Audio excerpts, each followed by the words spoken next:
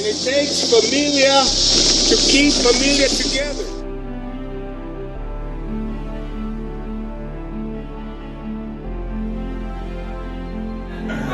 Okay. Again, I appreciate everybody coming out, celebrating the life of my father.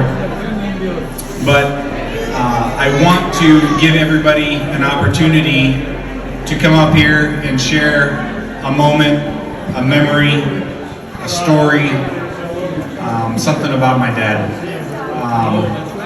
I know he was always one for getting up and speaking in front of everybody, giving a speech, saying a toast, whatever it may be. He loved that.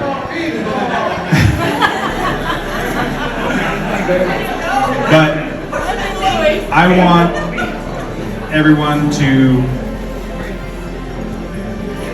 just come up and share. Share that time, share that moment that you had with him, share that story. I don't want to have everybody drag on with a big long story. If you could get up here, take a couple minutes, and then that way we have time for everybody to go through that. Noon, ladies and gentlemen. Thank you for being here.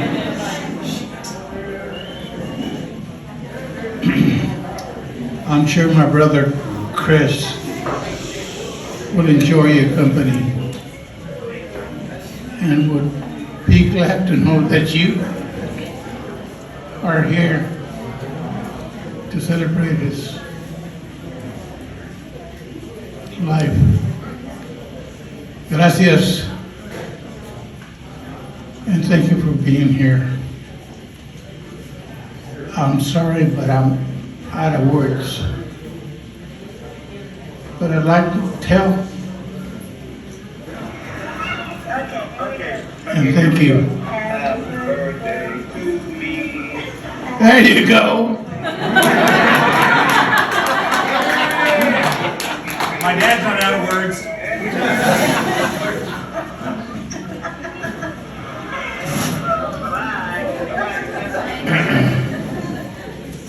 I'm sure he would appreciate that. And though I seem to have run out of words, I seem to have found a couple of more. Just to say, hey, have another one on me. I'm sure he would enjoy that.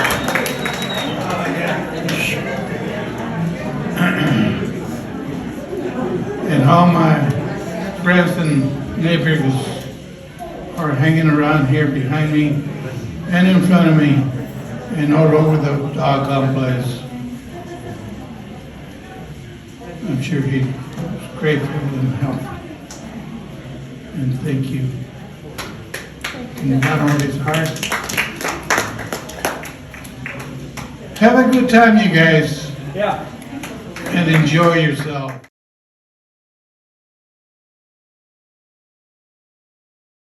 So, my name is Miguel, and I am his favorite nephew.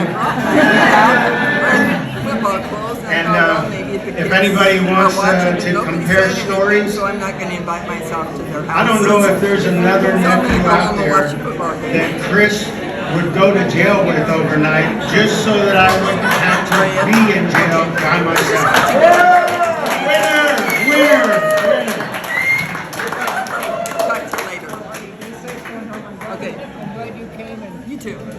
But seriously, we live in Texas and we don't get to be around Criz near as much, but I could always feel the love. And every time we came back, it was so great that he and Nada had a place and that they were both so hospitable and caring for all of us. And it's just always been so comfortable around Criz, and I just love him so much. And I know that we were all in shock when we heard the news, and this song came to mind.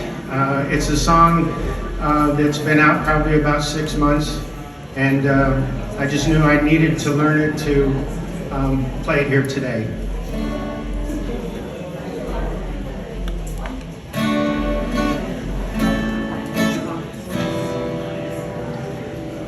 If I'd known. Give me a second.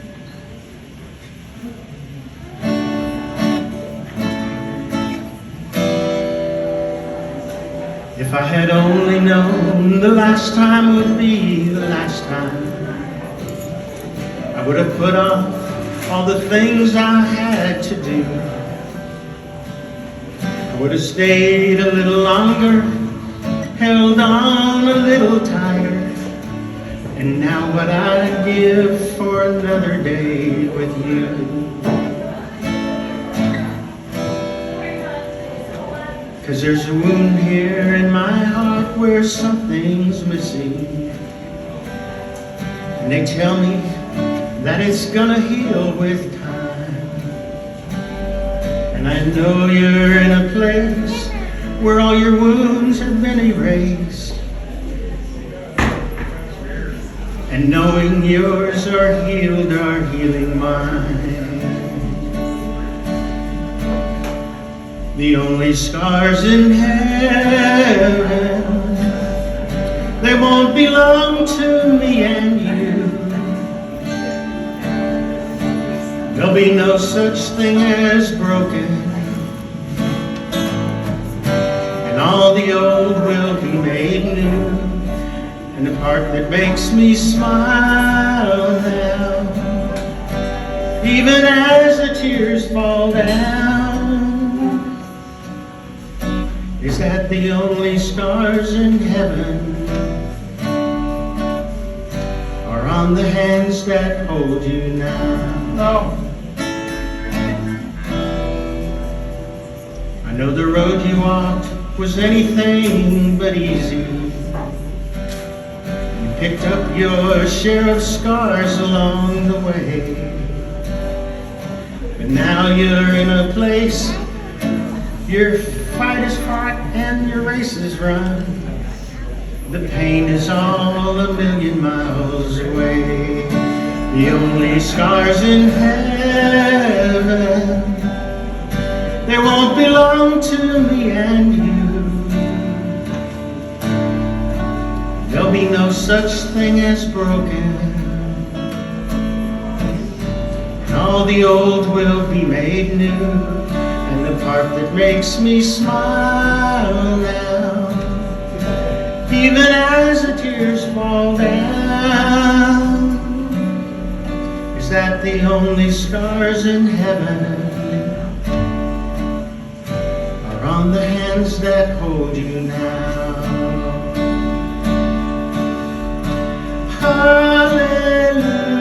Hallelujah,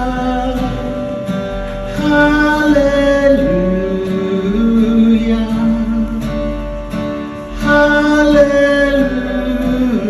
hallelujah, for the hands that hold you now.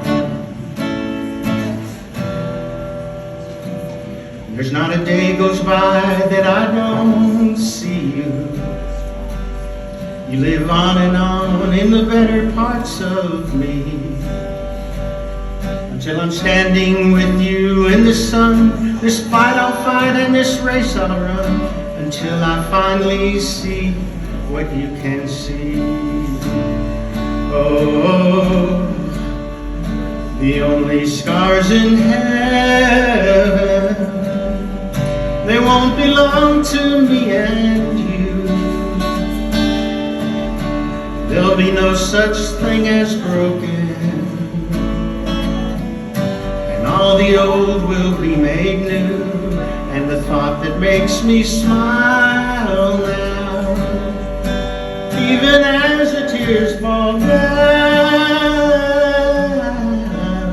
is that the only scars in heaven are on the hands that hold you now. Okay, this won't take very long, but two things my Uncle Criz I thought was really cool. One was, if you're family, you're here.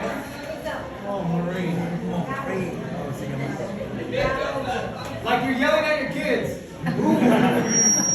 Okay. And I really loved when he said that. If you're family, you're here. And the other thing, when you were right there talking to him because you had a problem, or you just wanted to laugh,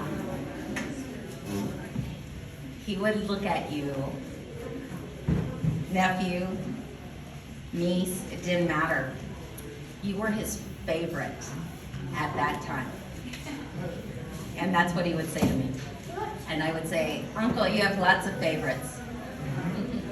And he says, yeah, but right now, you are my favorite. He said that to all the girls. He said that. I said that. You say that to all the girls. And, okay, I'm just saying. This Hey, is my name is Felix, AKA also known as Cookie. Hey, Bucko! I'm that guy. I got a lot of memories with Theo Criz. Kind of sad ones, but hey, they were good ones. He's 10 years older than I was. And back then, there were only heroes and parents. So hey, there were no role models, but there were role models. There was Theo Criz, Theo Hutz, not so much Theo Hutz, but Theo Criz for sure. Yeah. I know. I gotta watch my words carefully. But but he can see. No, I had some great memories with Theo. Hey, when he talked about those times to go hunting and stuff like that, hey, we'd always be like, Theo, can we go hunting with you? And he goes, get away. We were like, Theo, we can go because you guys are gonna sit in the truck. You guys are gonna be able to do nothing. We still want to go. And I didn't notice how much he really cared until I was in those situations where I had little brothers. We want to go. I was like, get away. So it's a circle of life. Theo Criz taught us a lot, taught me a lot. He taught me things that my dad didn't know, which was awesome. He taught me that I wasn't very good at construction. My brothers picked it up, I didn't pick it up very good. There was a time when he worked for this guy named Bob Block, and you had to have the wheelbarrow, and you had to go up a 2x6 or a 2x8, and you had to dump that concrete, and they go, hey, you, get over here, you got to do that. And I was like, I'm 16 years old, and I'm nothing but bones, And Theo Criz said, hey, my nephew can do it. And he goes, hey, Snipe, get over here. And I was like, okay. So they filled it. I grab it, and he's like, do it, cabrón. And I was like, oh man, and everybody goes, yeah, that's my sister's boy.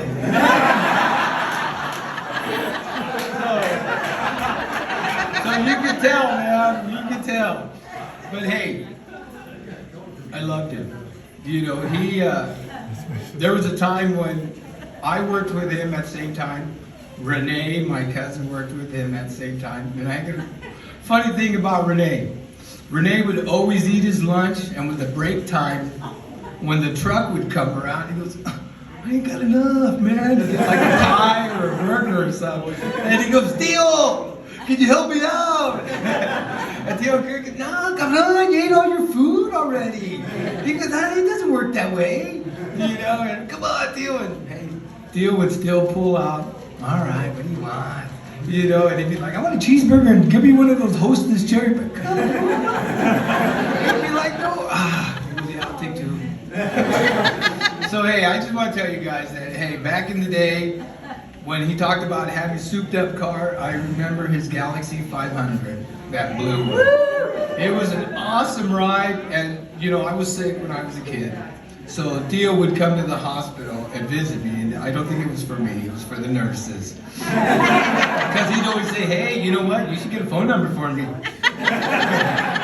But no, I remember riding around in that car, and those were the highlights of my life, being with Theo Criz. And he was our role model. And same with Jose. Those guys were our role models. Those are people that we looked up to and we still look up to. So I love you. Thanks for still being around. And Tío Criz, I'll never be able to do Sanchez. it. Tío Criz was my favorite uncle. You were his favorite nephew, right? If anybody wants to challenge that, I'm a 3rd-degree black belt. So maybe just let me have this one. But I don't have a lot to say. I just have a couple of stories that, to me, are pretty good, good indication of who he was, how he felt about his family. He taught me what candy was. My dad had me convinced that things like olives or pickles, that was candy. That's what kids were getting so excited about. And he was over at the house one day. He was there almost every day, every weekend anyway. And I asked Papa, "Can I have some candy?" First thing in the morning. He said, "Sure." So I went to the refrigerator and I got some olives and got in there. And Tío Criz goes, "That's not candy." Papa goes, "Shh." I said, "Oh my God." Next time he comes, he has a $5 bill for the piggy bank for candy, and he gave me 3 Musketeers. I'll never forget. I must have been 4 years old. Holy smokes! Blew my whole world open, you know. Plus, I knew Pop had some explaining to do.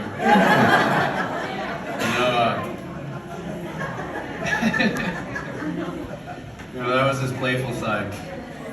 But he also taught me. He taught me to fight too. I was getting picked on. I was always pretty short for my age. I was in daycare, and there was a big kid there, older than me, that had made a habit of kicking my butt every day, and it got pretty out of hand. And my mom didn't know what to do. My papa was working out of town, so she asked Tío Criz for advice, and she asked him to talk to me. And he asked me what was going on, and I said, "This bigger kid picks on me and he beats me up." And he says, "You know, the teachers, the counselors, they don't step in." And I said, "No, they act like they don't notice. They don't seem to notice." He said, "Okay. Mijo, here's what you gotta do. You gotta find something hard, or something heavy, or something sharp. And you wait. You wait. Get him when he's not looking, when he doesn't expect it." And he says, "When you do get him, don't stop. Once you get him, you give him the beating of his lifetime. And you make those counselors notice. You make them pull you off of him." So I did. And, you know, I found out then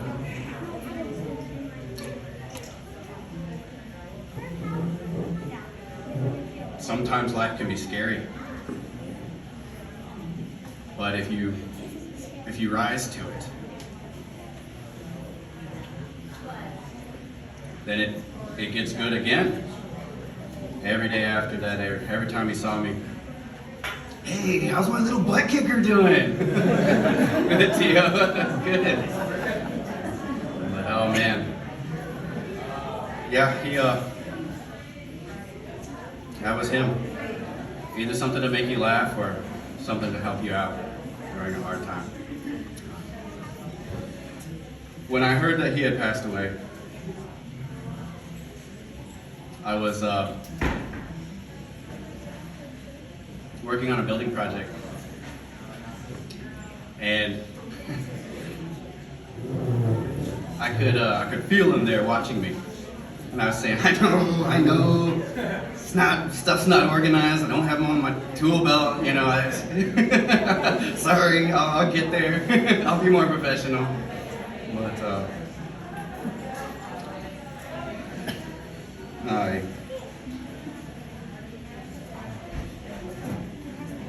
thanks for listening.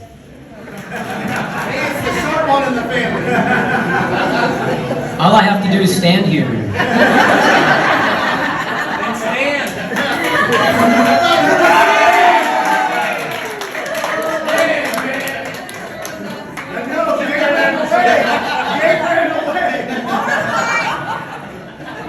I went to the store the other day, and there was this really tall woman behind the counter, and I said, "Are you really that tall, or are you sitting down?" Or I could just tell, and she says, "No, I'm really this tall." And I said, "Well, I'm on my knees actually." And he was, Say yes or no?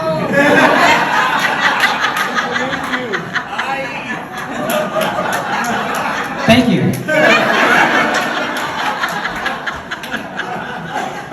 A while ago I saw, so I'm Dominique. I'm one of Theo Criz's, my Uncle Criz. I'm one of his many favorite nephews. I saw him not long ago, and we were having a heart-to-heart, and I was trying to tell him how much he meant to me, and I definitely did not go and visit him enough.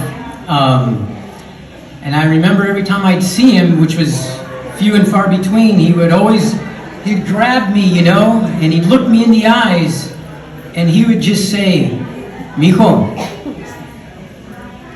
I understand. It's okay." And you could see it in his eyes when he talks to you. He really connects. And he let me know it's okay. You're living your life. It's okay. He had this way of making everything feel like it's okay. It's going to be all right. And I believe in you. And I was telling him, I said, "Theo, I remember all the things you taught me. Like, I remember when I was just like 7 years old, we were in your pickup truck and we were going down the road, and there was this woman, this good-looking woman just jogging down the road, and you said, 'Mijo, watch, mijo, beep, beep, looking good.'" And she smiled and waved and waved. Yeah, those were the days. You can't do that anymore.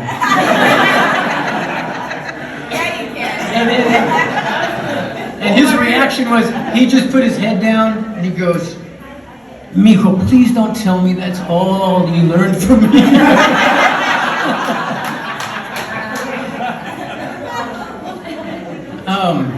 My parents weren't always around when I was a kid. I've probably lived with a few of you. But probably most with Theo Criz and with Nada. Theo Criz took me.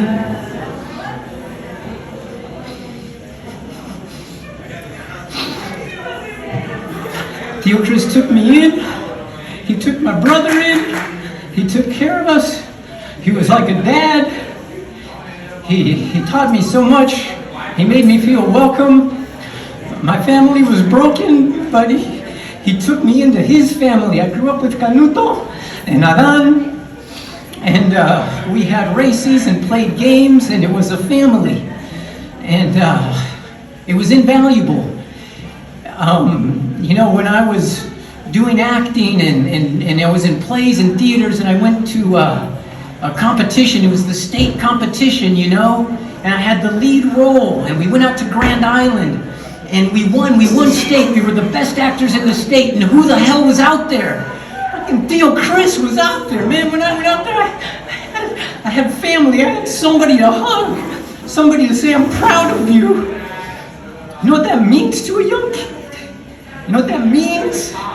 That was Theo Criz. He was that for a lot of people. A lot of people. That's how big he was. He was huge. He was strong. He was powerful. It's what lets you know that this body is just a vessel, because Theo Criz was huge. He took up the room. You know you're a spirit. You gotta know that. And Theo Criz is proof of that.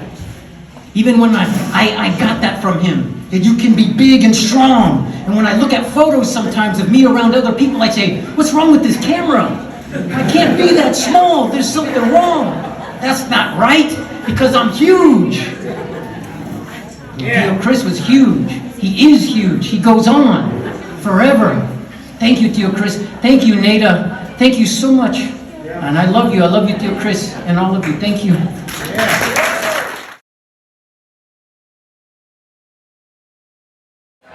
Finally, I have a brother like me.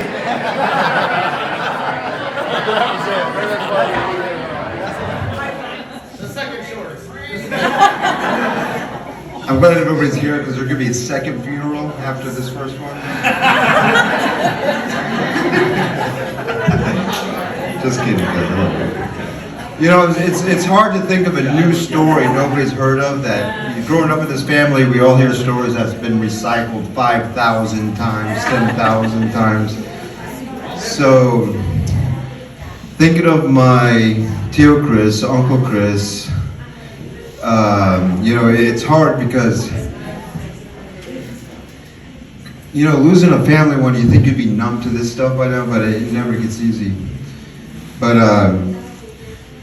thinking back in the day, as far as I can go back, thinking about Criz, of course, Adon was there, and I'd be having, you know, sleepovers with Adon and this and that, and whether it would be throwing rocks at passing cars, or throwing fireworks at passing cars, or shooting bottle rockets off, whatever. Right? It was just fun growing up. It was growing up, you know, and Tio Criz, you know, he gave me my first pack of Black Cat fireworks, and, you know, just lighting them off and whatnot. And me and Don was just having fun. Of course, Criz would stroll in, you know, 4 o'clock in the morning from a late night out with this white beater on, and, you know, hanging out at night.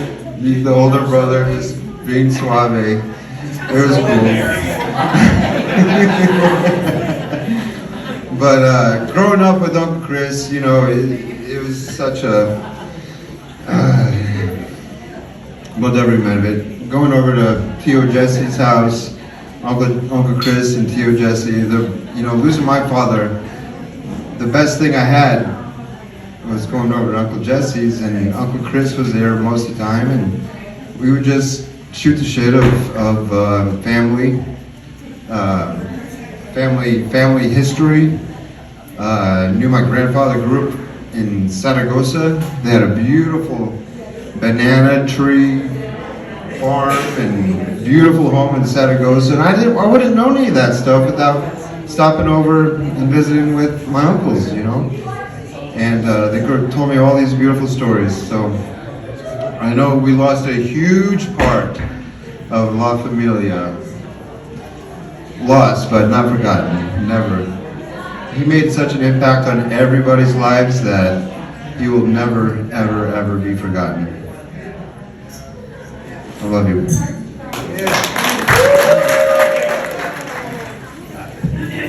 Theo said you would do everything for memories. He always made me laugh.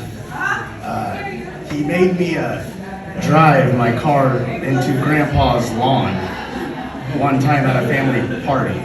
Like, I said no, I wouldn't do it, so he took the keys out of my hand and got in the driver's seat and said, I don't know how to work your car, you gotta show me. Me, I'm stupid.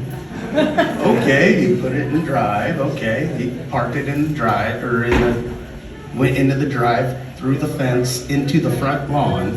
Well, Grandpa likes his lawn a lot. But it was okay, because he was parking the car. Okay, so he parks the car, throws me the keys in the passenger seat, and hightails it out of there. I'm sitting there with the keys in my hand looking like a dumbass. Grandpa walks out of his house and starts yelling. I don't know Spanish very well, but I know all the bad words, and those are all the ones he was saying. So he told me to come here, and I went over there, and he started yelling at me. Tio Criz is around the corner laughing. I can hear him laughing. He's so mad he doesn't hear anything. So, okay, he gets done yelling at me. Theo walks around. It was me, Jess. I did it the whole time.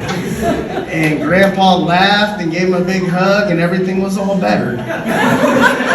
But when he thought I did it, my ass was grass. I don't understand how that worked, but he always said you do everything for memories. You'll remember this.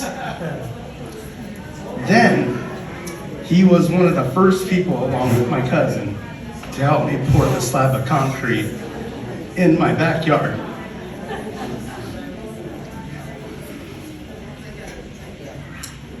We wanted him to supervise. He was supervising with the beard. Yeah, watching us do it. Okay, before we knew it, we turned our backs. He had the boots on. He was in the middle of the slab of concrete, pushing it to where it needed to be because we weren't doing it right. We weren't doing it right. I just looked at Canuto. I was like, hey, look, we're good, we're okay. Oh, I just want to make sure you were doing it right.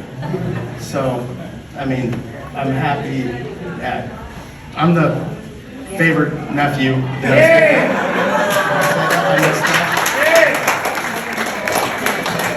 Now that the short ones are out of the way.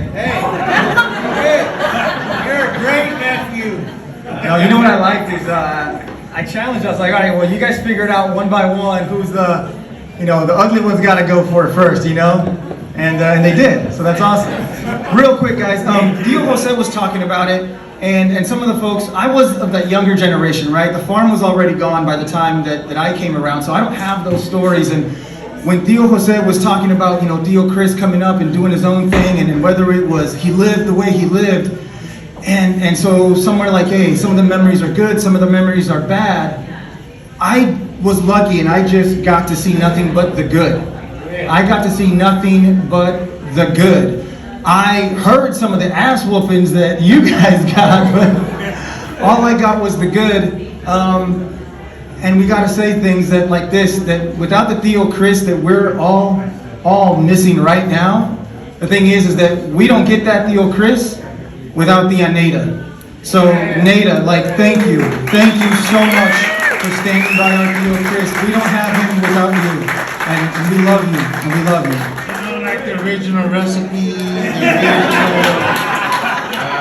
first cookie, that's me. Anyway, and Theo, what a big loss, man. No one got to say goodbye. No one knew he was really sick. And I heard it in his voice when he called and said, I want to see you, nephew, I want to see you. I didn't know he was that sick. You know how we all get busy in our own lives. Aren't you tired, all right, work, or whatever. That's one of my regrets, that I didn't get to say goodbye. But I had a lot of fond memories of my Theo. He was my godfather for confirmation, and he was there. The hunting and fishing, me and my brother Ray, we would never have been able to do that without Theo and Jose. Plenty of hunting, plenty of fishing. The farm days, there was always rifles. There was a creek, and man, we were like Huckleberry Finn or whatever that guy's name is who did storytellers. But all I know is I want to give thanks to Nader too, because I'm a lot like Theo too. I'm a character, and I do what I want to do. And I know Theo always was the hot shot to show off the thing. And there's a strong woman behind that guy. And she put up with a lot, And I know he touched everybody's life. I even remember, I don't think he went to college, but I remember going to some graduation he had. It was at the auditorium, the Persian auditorium.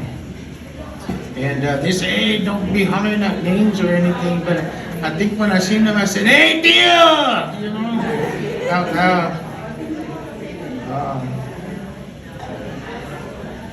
We lost a good guy, man. We really did. And what everybody said is true. He had good advice. He's been through it. He had good advice for everybody. He had many influences. the TV days were so influential. He was Chico and the Man Guy. He was Freddie Prinze. He was everybody. But all I want to say is we love Theo, and the place that he had out there, man, a lot of memories, lots of memories.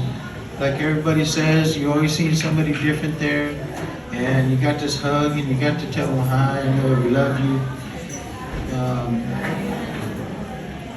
And I would like to think, he went to heaven and is holding grandma, his papa, my mom, every family who ever loved us, man. So I just want to say thanks for coming on. I love you all. And you never know where we're going to go. So just say bye now. Thank you.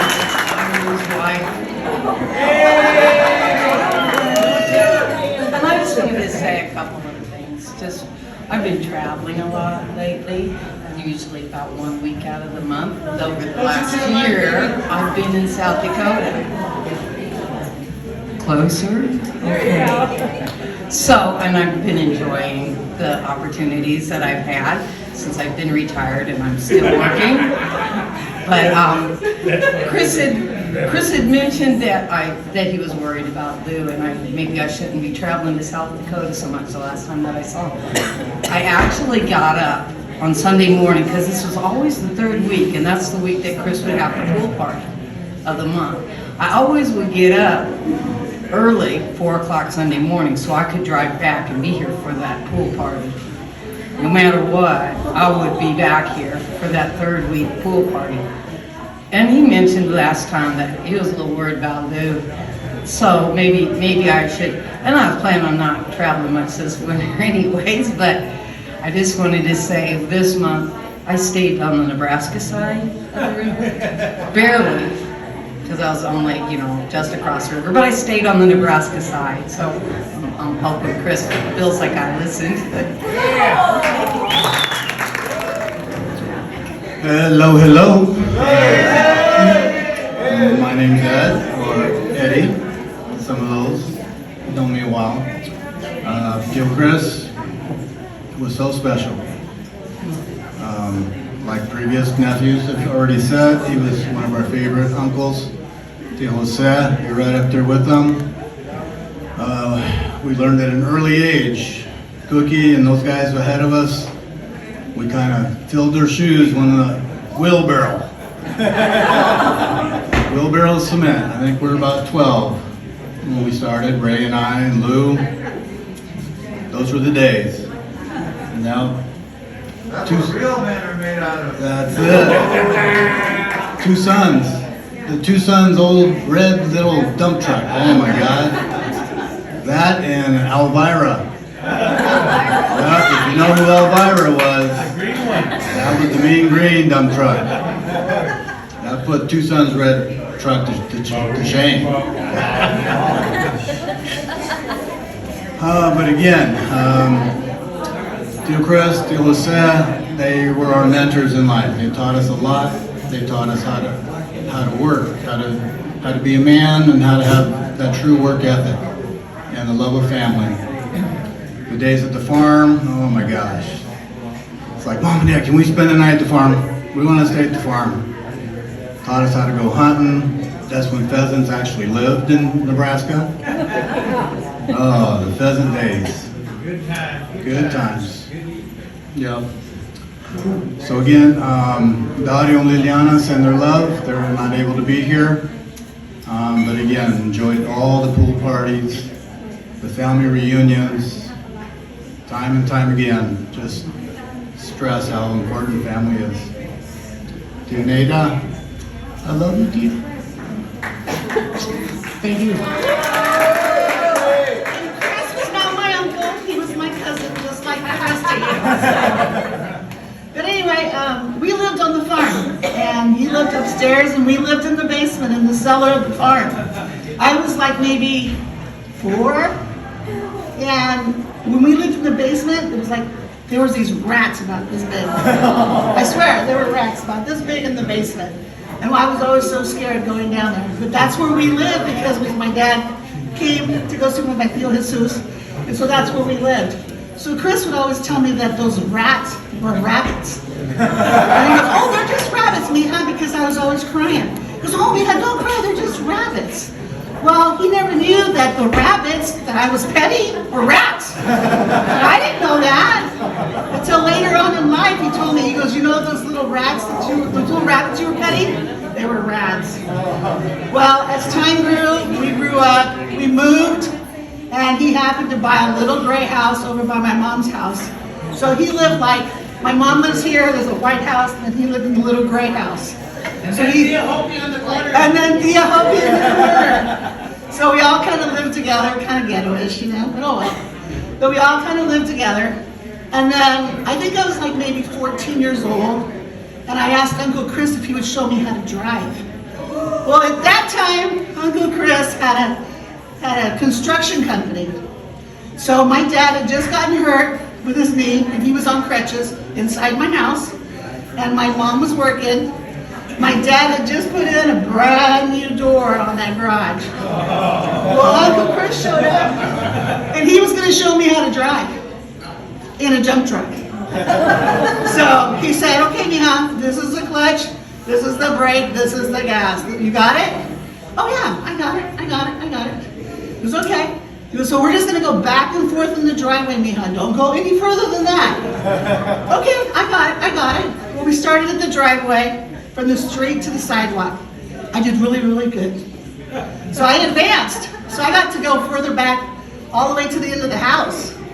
So I thought, okay, I can do this. So I pushed on the gas, made it all the way down there, did it. Well, at that time, we had a dog that lived in the back of the garage, okay?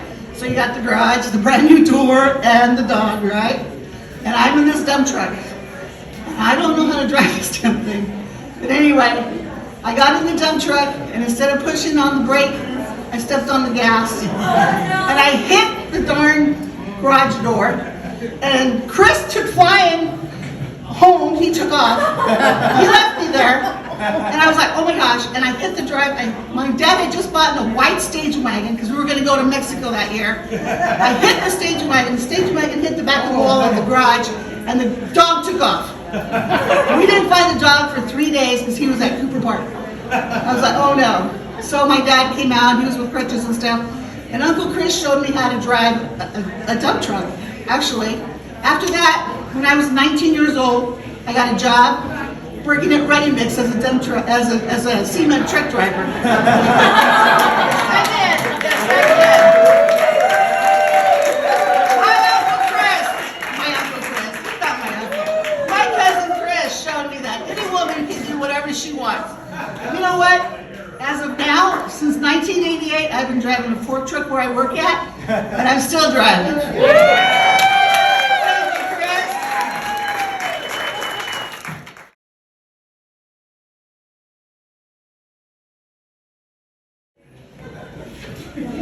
Hi. I'm Belinda, y'all know me. Okay, so y'all have been at Uncle Chris's house, and you saw that big, beautiful flag post that he had. Well, I'm the one that took it out. Thanks, Jennifer, for all the shots and the beer that we did. And when I took that out, he said, Mija, what are you doing? I was like, I was just driving home.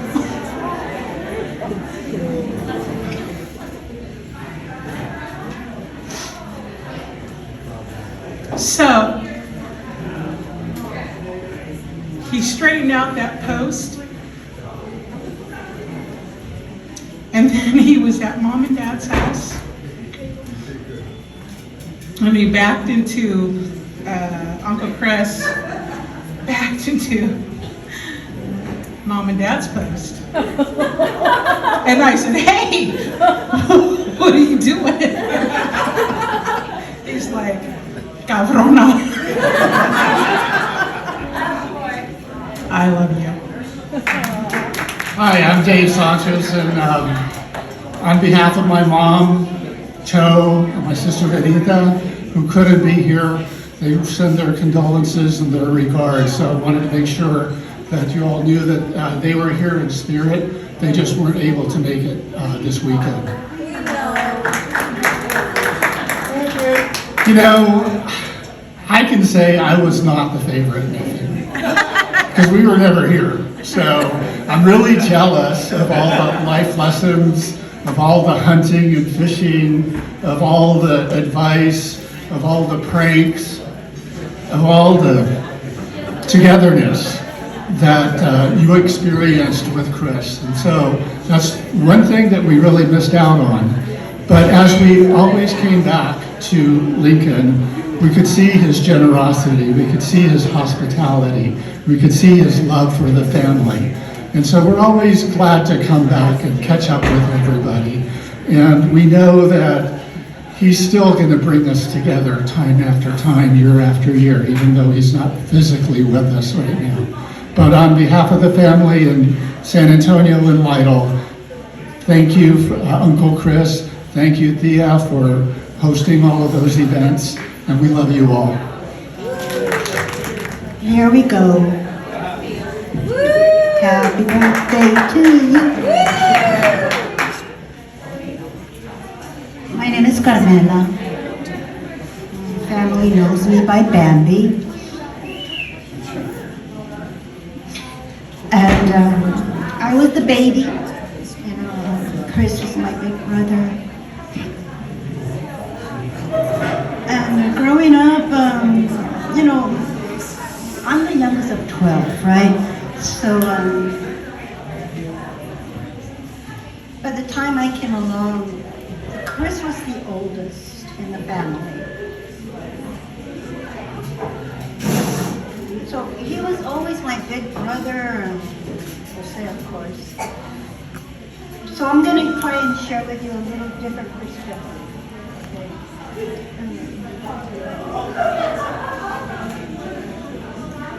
Criz was the brother that you looked up to. He was the hero. He was...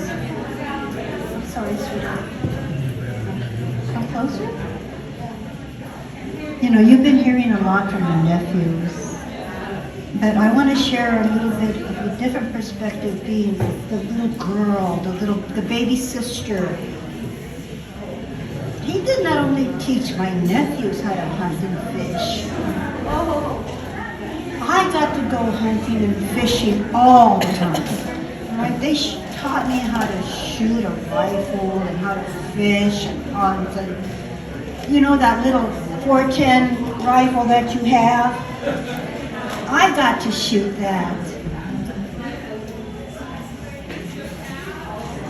And I was so lucky because sometimes when the guys would go hunting, they would bring back all these rabbits and pheasants and squirrels. And I used to take those furs and feathers and make dresses for my dolls. It was really quite a wonderful childhood. Criz was about 7 years older than I, so growing up I got to go to school. We all went to the same school, and I was in first grade and Criz was probably in 8th grade, but we all went to school together. And I had Criz and my older siblings, you know, as my role models. And Criz was always the teacher's pet. You know, he was a good-looking guy, and he was smart. And remember Mrs. Haig? Yeah, Mrs. Haig loved Criz. And then the following year, it was the first time that we had a male teacher. His name was Mr. Johnson, a handsome, handsome man. And Criz really adored him. And the one thing that I remember most about that year was that Mr. Johnson sang a song that Criz really, really loved this song. And it was called, "And They Called the Wind Mariah." So, honey, this is for you. Criz was my big brother. He was my hero. And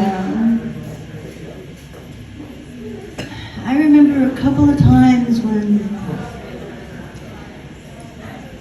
he saved my life.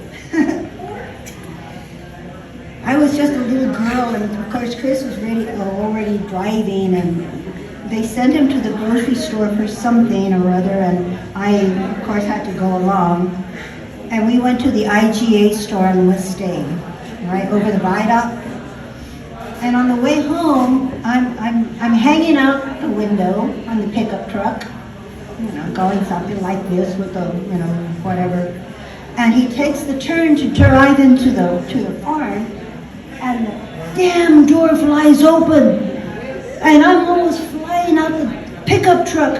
And my brother Chris, he has the, you know, the sensibility to just grab me by my hair. He saved me. He saved me. And we were both so traumatized. We were so traumatized. And we got home, and Mama noticed that we were so scared. And what did she do? She gave us both a big teaspoon of sugar. That was going to cure the traumatizing.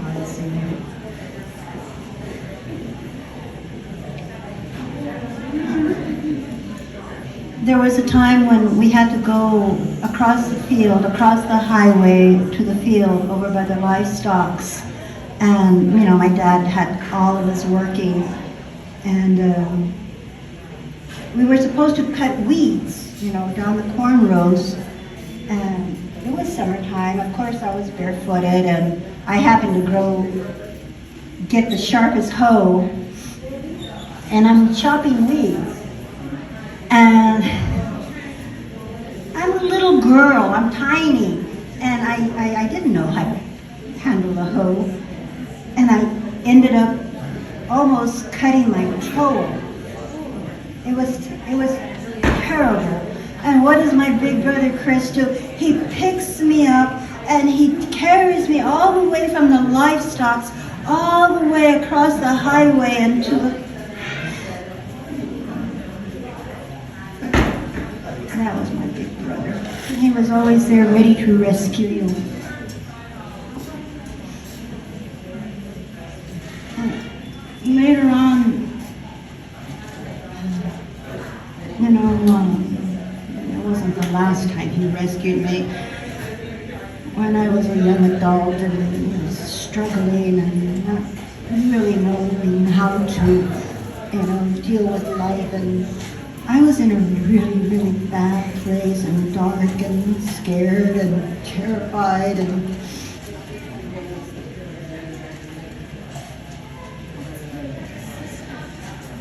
I didn't know how to get out of it. And there was a knock on the door, and it was my big brother Chris and my brother Jose.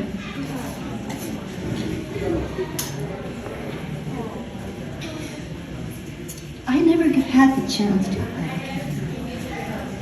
But Criz came to my rescue. He saved me and my family. And I was never mentioned again. You know, he was a big brother, and he was there to protect me and to save me and to take care of me. And I just want to thank him because that's what big brothers do. Jose, I love you. I know you guys worked as a team, and my heart goes out to you. I love you, Chris. I love you, Nina. Okay, whoa. I'm Shabri. I'm Grandpa's oldest granddaughter. Closer? Okay. I don't know. I just was going to share some of the memories I have with him too.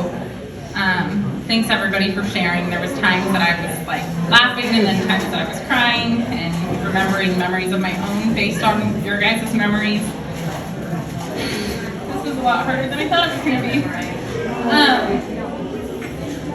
I'm just so grateful for him.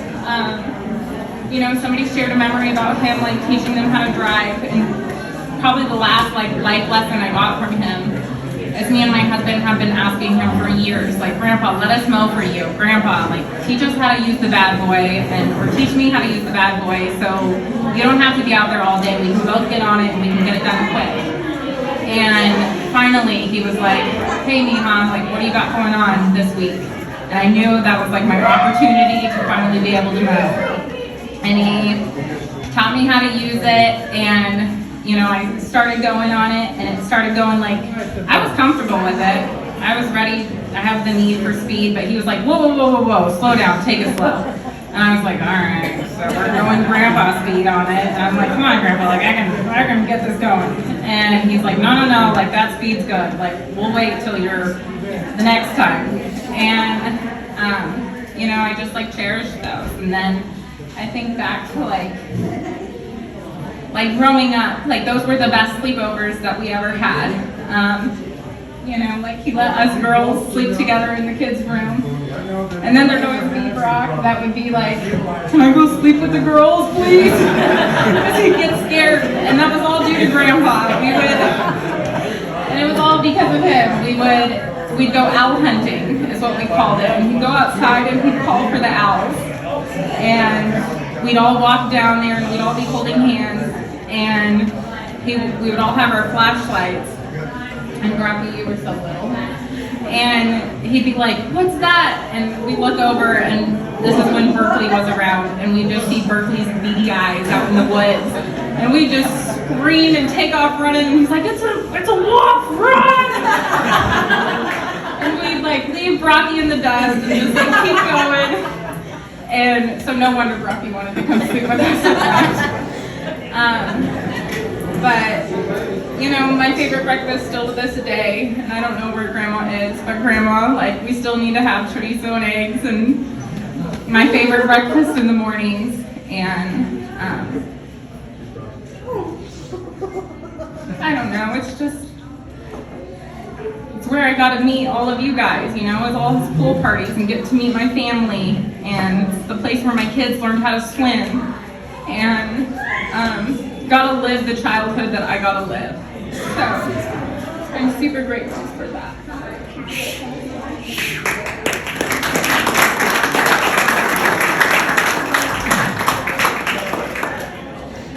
Yeah, like Shabri said, he's taught me so much. I'll always cherish the moments where I could just sit down one-on-one with him. All the wisdom and lessons that he's taught me over the years. And growing up, those sleepovers were some of the best of my life. Over the winter, and we'd go sledding, and he'd run and push us down that hill, and it seemed like we'd just go forever. I'm just thankful for all he's done for me and all I've learned from him. On another note though, it is my big sis's 24th birthday.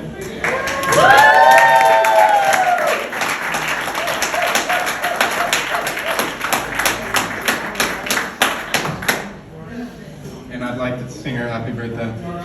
Let's do it. Happy birthday to you.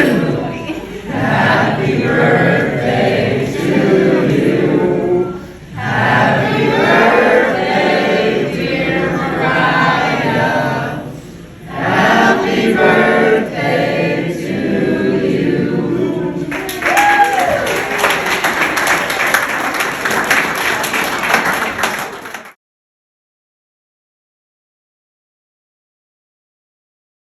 Can you hear me now? All right. I am 5'4". A lot bigger on the inside than I am on the out.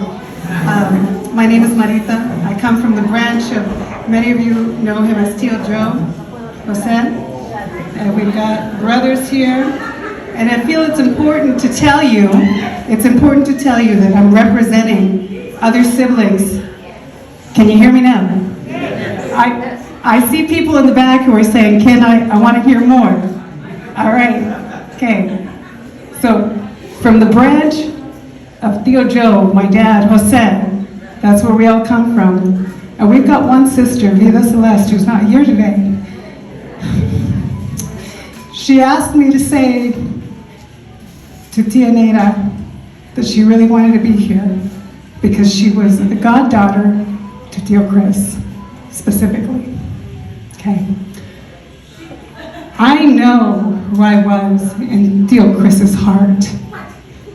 But even more important, I know who Tío Criz will always be in my heart. From a young age, he was always there with stories and even a hug. And he spoke words of wisdom, and it was a joy to see him and my father talk on the phone and just share their moments together on the weekends. I was coming home from a flight from Austin, and I looked out the window and I saw one of those rainbow sun patches in the clouds. And when we landed, the message from my father came about Tío Criz passing on. And I knew that maybe that was the moment. You know, you just get a little reminder, a little patch of color that you think of family, you know that there's a reason. And this isn't going to be long because we all have stories and they can go on and on and on. But Tia Carmela started something. She started something, and then we also heard the happy birthday song over here. So I just want to take a moment because Tío Criz was really good about family and connecting the generations. If you are under 5'4", and maybe even under the age of 12, if you're a little person, consider yourself even a grandkid, I would like to invite you to come up here to stand with me. Can you do that? Anyone? Do we have 1, 2, 3?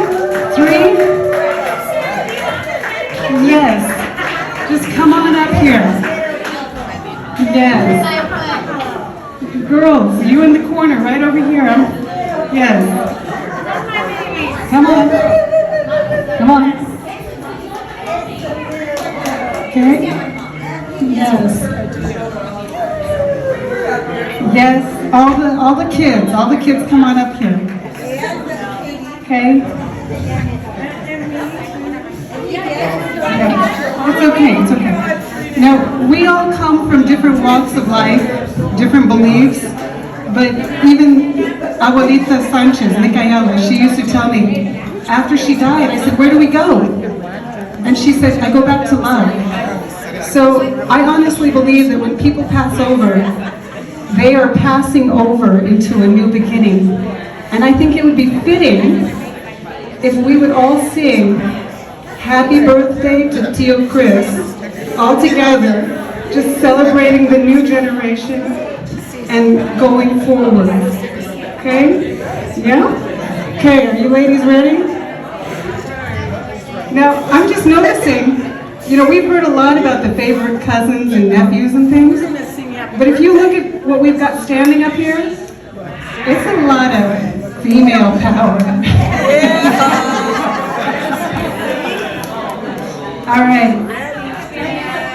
Are you ladies ready? Everyone feels special. Here we go. 1, 2, 3. Happy birthday to you. Happy birthday to you. Happy birthday, dear Criz. Happy birthday to you.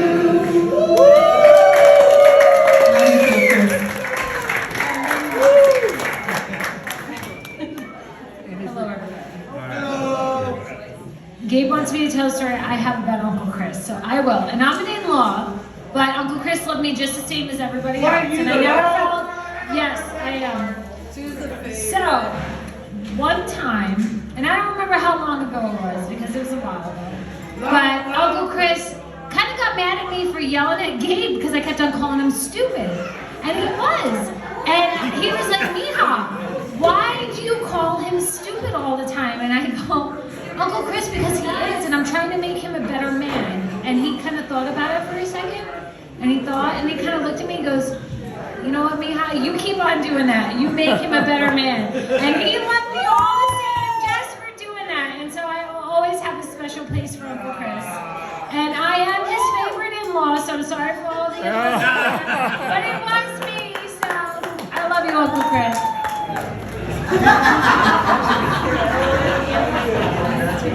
I don't like it that microphone. That's my but I don't want to be a exception.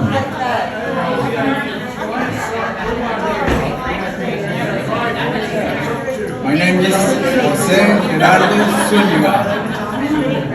And when my wife, she get mad, she had him up to the other names.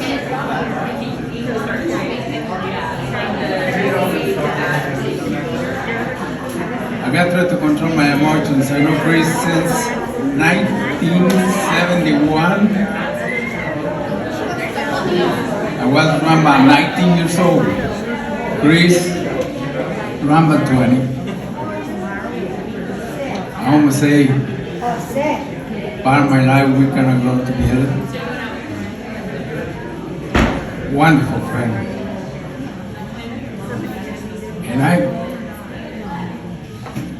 I see Criz just as a friend, more than a friend. He helped me out to start my roots here in Nebraska, here in the United States. Found a job, and not only me, also my family, my brothers. Thank you, familia Sanchez. Thank you, Criz. Lord, be in my heart, in our prayers, and from my family in Mexico. He said, denles nuestras más sinceras condolencias a la familia Sanchez. Thank you. And show up to a pool party or the seafood party or birthday parties, anything like that. And I would always just sit back and watch, and I'd see people come in. If I didn't recognize their boyfriend or girlfriend that they came with, I'd focus in on it and wait until they introduced them to Theo. Because every time, even if that person had been there 1 or 2 times, he'd always say, "Oh, hey, do you want me? Hey, well, who's this one? Who's it? This ain't the same one from last week. Who's this?" And oh, Theo, you know. But then you get that look from your woman or from your man, like, well, who'd you come here with last week? They're like, "Oh, he's just kidding." No, I remember. That's not the same one, Calhoun. Come on. But then he'd always give you the nudge. This one's prettier, though. Yeah. Let it go.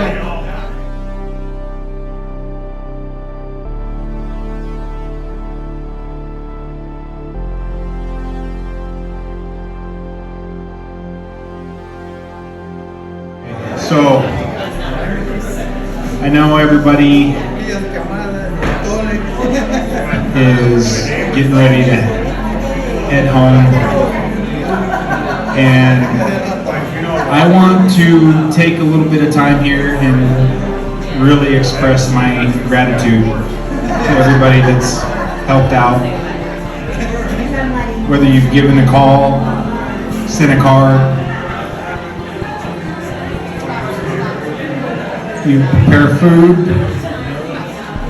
you help us serve. You got up on stage and said a kind word or a memory shared.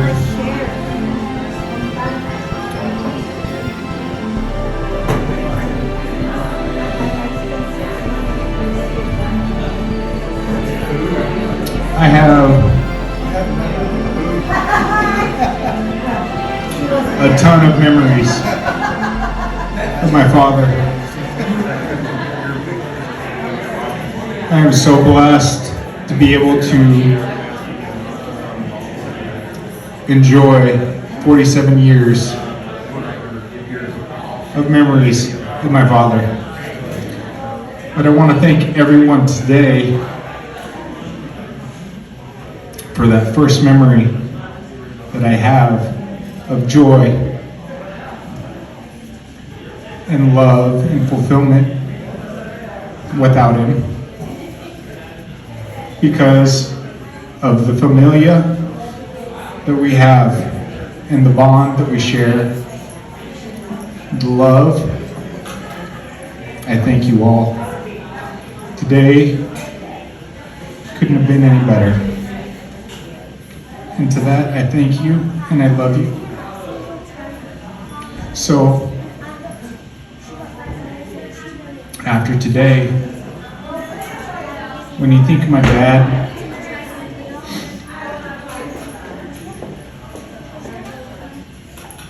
when he makes you smile,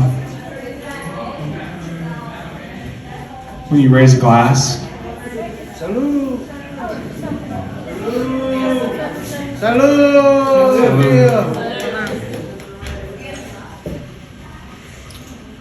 think of the good times. Think of the memories of when we all got together, that we shared, the love,